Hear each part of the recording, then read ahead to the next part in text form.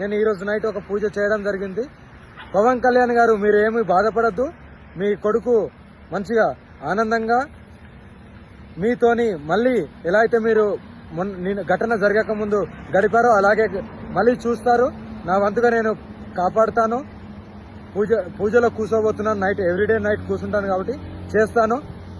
ఏమీ బాధపడద్దు. మీరు ఇలాగే ఇంకా సనాతన ధర్మం గురించి ఇంకా పోరాడుతూ ఉండండి. నేను ఎప్పుడు నా వంతుగా మీ కుటుంబానికి ఎప్పుడు వెళ్ళవేళలా మీ కుటుంబాన్ని కాపాడుతూ నా వంతుగా నేను పూజలు చేసి మిమ్మల్ని రక్షిస్తూ ఉంటాను. మిమ్మల్నే కాదు, ఎంతమంది సనాతన ధర్మం గురించి పోరాడినా సరే వాళ్ళందరికీ నేను ఎప్పుడు వెన్నంటుగా ఉంటాను. ఎందుకంటే ఇలాంటి ఘటన జరిగిన తర్వాత ప్రతి ఒక్కరూ స్పందించాలి. ఎందుకు స్పందించాలని అడుగుతున్నానంటే, అంత పోరాటం, అంత పాదయాత్ర, అంత ధర్మం గురించి పోరాడిన డిప్యూటీ సీఎం పవన్ కళ్యాణ్ గారికి వాళ్ళ కొడుక్కి ఏం కావద్దని మనమందరము కంపల్సరీ భగవంతుణ్ణి వేడుకోవాలి.